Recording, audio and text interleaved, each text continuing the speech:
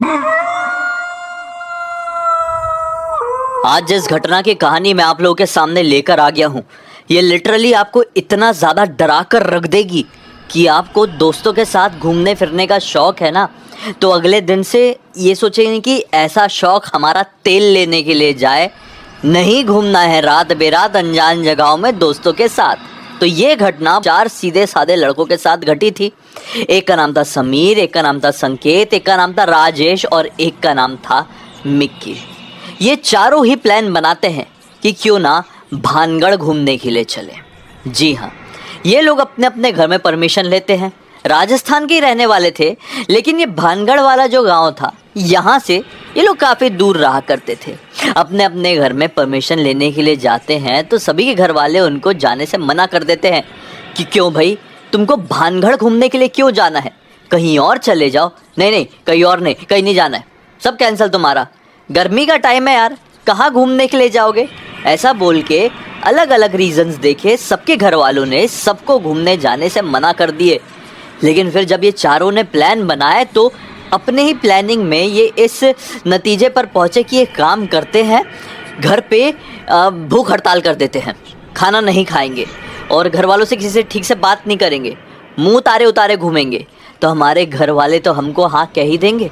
दरअसल ये जो चारों लड़के थे, इनकी उम्र यही कोई 21, 21, 22, 22 साल के आसपास की थी। इतने बड़े भी नहीं थे, छोटे लड़के थे, इसीलिए इनके घर वाले इनको ऐसे अकेले ट्रिप में जाने से मना कर रहे थे, क्योंकि ये ऐसी जगह जाना चाह रहे थे जो नॉर्मल नहीं थी। आपको पता है Bhangarh Asia's most haunted place माना जाता है। कुछ लोग कहते हैं कि ये भूतिया जगह नहीं है, तो कुछ लोग कहते हैं कि इतनी डरावनी जगह है कि आप सोच भी नहीं सकते। तो ऐसे मामले में पेरेंट्स रिस्क लेंगे ही तो क्यों लेंगे भाई। फिर क्या होता है, इन लोगों ने घर पे इतनी नौटंकी की है ना, तो सभी के घर वालों ने धीरे धीरे करके हाँ बोलना शुरू कर दिए। बस फिर क्या था, अपना जो समीर था, समीर के पास खुद की कार थी। समीर ने बोला मेरी कार से चल पड़ेंगे। जहाँ पर ये लोग रहते थे, जिस गांव में ये लोग रहते थे, इनके गांव से लगभग 4 साढ़े 4 घंटे की दूरी पर था भानगढ़। ये लोग इसकी गाड़ी में सवार हुए एक पर्टिकुलर डेट में, जब इन लोगों ने डिसाइड किए हुए थे, और घर से ये कोई 12 बजे के आसपास ये लोग भानगढ़ जाने के लिए निकल गए। बताओ इनकी जाने की टाइमिंग भी कितनी गलत थी। शाम को क्या घूम लेते, क्योंकि भानगढ़ तो नॉर्मली 6 साढ़े 6 बजे तक बंद हो जाता है। सूर्यास्त के बाद भानगढ़ में घूमने का जो परमिशन है वो नॉर्मली ऐसे मिलती नहीं है। फिर जो लोग घुसते हैं वो चोरी से चुपके से घुसते हैं। तो भाई ऐसा ही हुआ। अब ये लोग निकल तो गए, रास्ते में रुकते रुकाते गए, टाइम पास करते हुए गए, और ये लोग भानगढ़ पहुंचे हैं 6 साढ़े 6 बजे के आसपास ही। हालांकि घर वालों को इन लोगों ने दिखाए हुए थे कि हम जल्दी पहुंच जाएंगे और दोपहर में ही घूमेंगे। ये जानबूझ के वहां पर लेट पहुंचना चाह रहे थे। जब भानगढ़ का जो गेट है वो बंद होता आ गया, तब ये लोग गए हैं और फिर अंदर जाकर ये लोग लिटरली छुप गए। जी हाँ, अब वहाँ पर चौकीदार जो लोग होते हैं ना, वो चिल्लाते हैं कि कोई भी रुका है तो बाहर निकलो, ये बंद होने का समय है। इनको मालूम था ऐसा होगा, इसलिए ये लोग अंदर जाकर छिप गए थे। अंदर थोड़ी देर टाइम पास करने के बाद इन लोगों ने ये पाए कि अब भानगढ़ का मेन गेट बंद हो चुका है और केवल हम 4 दोस्त लोग ही अंदर हैं। तो चलो बढ़िया मज़े हो गए हैं, यहाँ पे मस्त फ़ोटो शूट वगैरह करते हैं, घूमते फिरते हैं, यहाँ पे थोड़ी सी मस्ती मारते हैं, भूत प्रेत का एक्सपीरियंस लेते हैं, फिर निकलेंगे। ये लोग वहाँ पे मस्त टाइम पास करना शुरू किए। इतना टाइम पास किए कि कब रात के 9:30 10 बज गए पता ही नहीं चला। इन लोगों के टाइम पास के चक्कर में इन लोगों का चारों का मोबाइल तक बंद होने की नौबत में आ गया। सभी का मोबाइल 4-5% की बैटरी में ही बचा हुआ है। जब ये लोग नोटिस करते हैं कि अरे मोबाइल की हालत ये हो गई है, और हम में से किसी ने भी, कमाल की बात यह है कि किसी ने भी डाटा केबल नहीं रखा है जिससे वो अपने मोबाइल को कार में चार्ज कर सके, तो इनका दिमाग खराब हो गया। बोले यार आज की पार्टी वेस्ट। पार्टी हालांकि ये गलत वैसी वाली पार्टी नहीं कर रहे थे, ऐसे घूमना फिरना एंजॉय करना, चिप्स खाना, कोल्ड ड्रिंक पीना, ऐसी वाली पार्टी कर रहे थे। लेकिन फिर भी इन लोगों ने सोचे कि यार अब जाना पड़ेगा, क्योंकि घर वालों का भी बैक टू बैक फोन आ रहा है और एक बार हमारा फोन बंद हो गया तो लफड़ा हो जाएगा। ऐसे ही सोच के ये लोग अब भानगढ़ से लगभग 10:30 बजे के आसपास निकले हैं। अपनी गाड़ी में सवार हुए और घर की तरफ निकल पड़े। थोड़ी आगे जाने के बाद हाईवे को छोड़ के एक वन वे रूट पड़ता, वो वन वे रोड पूरी तरीके से सुनसान था। वहां पर स्ट्रीट लाइट्स भी इतनी दूरी दूरी पर लगी हुई थी कि पूछो मत। दरअसल ये एक अंदर कट के शॉर्टकट जैसा रास्ता था। नहीं, ये कोई भूतिया रास्ता तो नहीं था, यहाँ से लोग आते जाते थे लेकिन कम, क्योंकि ये रास्ता थोड़ी अंदर तरफ से, थोड़ा सिटी और गांव के इलाकों को छोड़ के कहीं से घूम के बाहर की तरफ आता था, इसलिए यहाँ पर कम लोग आते थे। इन लोगों ने सोचे थोड़ा लेट हो गया तो उसी रास्ते से ले लेते हैं। और हर भूतिया स्टोरीज के जैसे, हर भूतिया कांड के जैसे, ये कोई नकली कहानी नहीं है, सचमुच में हुआ। इन लोग की गाड़ी, वो जो रास्ता था जिस छोटे वाले रास्ते से ये लोग आ रहे हैं, वन वे रूट, वहां पर बंद पड़ गई। बोले कि ये क्या हो गया यार, गाड़ी अचानक से बंद कैसे पड़ गई।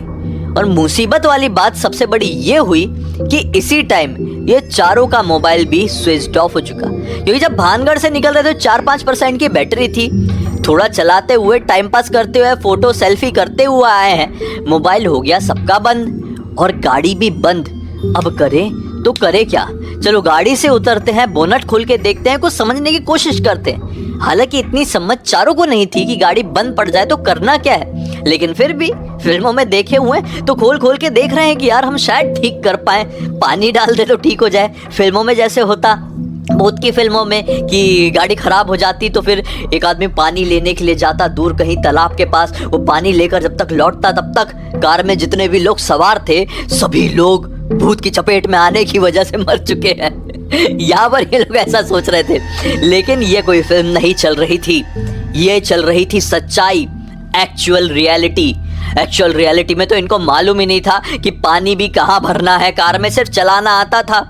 फिर क्या था, ये लोग सोचे कि धक्का मार के कैसे भी करके चलेंगे, लेकिन ये गाड़ी है कि बढ़ने का नाम ही नहीं ले रही है। फिर इतने में समीर बोलता है कि रुको, मेरा मोबाइल यार ऐसे बंद नहीं हो सकता, शायद वो वापस से चालू हो जाए, क्योंकि कई बार हुआ है कि मेरा मोबाइल बैटरी डाउन होने की वजह से बंद हो जाता और फिर उसको 1-1.5 घंटे बाद में वापस से चालू करता हूँ तो थोड़ा चालू होता है, 1-8% बैटरी फिर से दिखा देता है। मैं एक बार चालू करके देखता हूँ और फटाक से फ़ोन लगाऊंगा किसी को भी अपने घर पे मदद मांगने के लिए कि यार हमारी गाड़ी खराब हो गई है और यहाँ से तो कोई और दूसरी गाड़ी आ रही जा रही भी नहीं है, हमको किसी की मदद भेज दो। ऐसा बोल के अपना मोबाइल उठाया है और लिटरली ऑन करने की कोशिश किया, मोबाइल हो गया ऑन। बोले कि फट फट फट तू अपने पापा को फोन लगा, तुम्हारे घर पे एक और गाड़ी है, किसी के हाथ से भेजेंगे या फिर खुद आ जाएंगे। उसने अपने घर पर फोन लगाया। पापा ने बोले कहाँ पर है, इसने बताया यहाँ पर हूँ। पापा भड़क गए, बोले कि तू पागल हो गया है क्या, उस रास्ते से क्यों आ रहा है, सीधे सीधे हाईवे वाला रूट था, वहां से आना था ना। अभी जितनी भी जल्दी हो तुम लोग वहां से निकलो, गाड़ी को छोड़ो, गाड़ी को लॉक करके वहां से निकल जाओ, अपन दिन में देख लेंगे। क्योंकि भाई वो पूरी तरीके से सुनसान रहता है और वहां पे चोर डाकू लोगों का बहुत खतरा रहता है। रात बेरात तो वहां पर गाड़ी को घेर लेते हैं और लोगों को लूट डालते हैं। कई बार तो लोगों को कंफ्यूज करते हैं वो लोग, कोई बच्चा भेज देंगे लिफ्ट मंगवाने के लिए, कोई लड़की भेज देंगे लिफ्ट मंगवाने के लिए और कार वहां पे रोके तो उनका गिरोह पूरा आ जाता है। ऐसी ऐसी हरकतें होती है वहां पर और तुम लोग वहां पर गाड़ी घुसा दे और वहां पर अपनी गाड़ी खराब कर लियो। अभी की अभी निकलो, कोई भी साधन देखो, मैं नहीं जानता, नहीं तो घर आ, तुझे बताता हूँ, जीवन में कभी गाड़ी चलाने को नहीं दूंगा। ये टेंशन में आ गया, बोला ठीक है पापा ऐसा मत बोलो, हम लोग निकल रहे हैं। गाड़ी वाड़ी लॉक की, अपने दोस्तों को सारी बात बताया और इतने में फिर से मोबाइल बंद हो गया। ये लोग थोड़ी पीछे की तरफ निकलने लगे कि यार जहाँ से हम लोग इस रास्ते में घुसे हैं एटलीस्ट उस तरफ वापस से जाते हैं तो हो सकता है हमको कोई बस वगैरह मिल जाए, क्योंकि जहाँ पर ये रास्ता एंड होगा हम लोग सीधे सीधे गए तो मालूम नहीं ना कि कितनी देर बाद एंड हो रहा है। रोज का तो आना जाना नहीं है ना इनका भानगढ़ इस इलाके में, पहली बार या दूसरी बार आए होंगे। इसी वजह से भाई ये लोग अब उल्टा चलना शुरू किए हैं। विश्वास नहीं मानोगे, थोड़ी दूर जाने के बाद इन लोगों को एक 7 सीटर कार की हॉर्न मारने की आवाज सुनाई दी। ये गाड़ी उनको जिस तरफ जा रहे थे उसी तरफ से आते हुए दिखाई दी। ये खुश हो गए, बोले अरे वाह यार गाड़ी आ रही है, चलो चलो चलो इससे लिफ्ट मांगते हैं। ये लोग चारों ना बीच रोड में खड़े होकर लिफ्ट, प्लीज प्लीज प्लीज रोक दो, हमको जाना है, हमारी गाड़ी खराब हो गई, चिल्लाने लगे। अरे भैया वो जो कार वाला आ रहा था ना उसने गाड़ी रोका भी। ये बड़े खुश होके कार की तरफ बढ़े हैं कि बैठ के जाएंगे मस्त से। हाँ ये लोग गए भी, नॉर्मल सा आदमी बैठा हुआ था, बोले कि भैया हमारी गाड़ी खराब हो गई, प्लीज़ हमको बाहर तक छोड़ दो जहाँ से हमें अपने घर जाने का साधन मिल पाए। तो भैया ने बोले ठीक है बैठ जाओ, मैं कौन सा मना कर रहा हूँ। भैया का बोलने का ये तरीका इन लोगों को बड़ा अजीब लगा, लेकिन सोचे कि छोड़ो ना यार, अपने को जाने को तो मिल रहा है, साधन तो मिल रहा है, बैठ जाते हैं भैया की गाड़ी में। बैठ गए, 3 पीछे और एक भैया के बाजू में। भैया के बाजू में जो बैठा वो था राजेश। अब राजेश जैसी बैठा और भैया ने पहला ही अपना वो जो होता है गियर घुमाए हैं और आगे बढ़ाए हैं। राजेश का ना मोबाइल ज़मीन में गिरा, ज़मीन में बोलता हूँ मतलब वही कार में जहाँ ये बैठे सीट के नीचे गिरा। जैसे झटके से गाड़ी आगे बढ़ी तो राजेश झुका मोबाइल उठाने के लिए और राजेश की नजर पड़ी है भैया के पैर में जो कि थे ही नहीं। राजेश का दिमाग खराब, उठाते उठाते पैर की तरफ देख रहा है, मैं गलत देख रहा हूँ या सही में भैया के पैर है ही नहीं। तो क्या पा रहा है बड़ा ध्यान से नोटिस करने के बाद कि भैया का शरीर का तो सिर्फ कमर तक का ही हिस्सा है, तो ये कार चल कैसे रही है। झुके झुके ही उसने कमर के हिस्से से ऊपर की तरफ देखा और भैया बड़ी शैतानी नजरों से इसी को ही घूर रहे थे। इसने बोला दोस्तों सुनो ना, अपन यहाँ पे उतर जाते हैं, आगे ना हनुमान जी का एक मंदिर है, वहाँ पे चलते हैं, चलो हनुमान चालीसा गाओ, जय हनुमान ज्ञान गुण सागर जय कपी से तीनों लोग हो जाकर। भैया ने झटके से गाड़ी रोके, क्या चिल्ला रहे हो तुम। और पीछे तीनों दोस्त भी देख के बड़े टेंशन में आ गए कि ये राजेश क्या कर रहा है, अचानक से जय हनुमान ज्ञान गुण सागर। दोस्तों ने बोले कि हाँ भाई तो अचानक से हनुमान चालीसा क्यों गाने लगा। अरे अरे तुम लोग भी गाओ, आगे मंदिर आने वाला है, बहुत प्रसिद्ध मंदिर है, वहां पर हनुमान जी होते, चलो गाओ जय हनुमान ज्ञान गुण सागर। भैया ने बोले उतर गाड़ी से, उतर अभी के अभी उतर, सब उतरो, यहाँ पे कोई गाना नहीं गाएगा, उतरो। ऐसा बोल के ना धक्का मारे राजेश को और राजेश मुंह के बल दरवाजा खोलते हुए बाहर गिरा है। पीछे तीनों लड़कों को इसने गिर गिरे इशारा किया कि ये तीनों समझे कुछ ना कुछ झोल झपाटा है, क्योंकि राजेश सबसे ज्यादा समझदार था इस ग्रुप में और राजेश ऐसा इशारा कर रहा है तो हमको भी गाड़ी से उतर जाना चाहिए।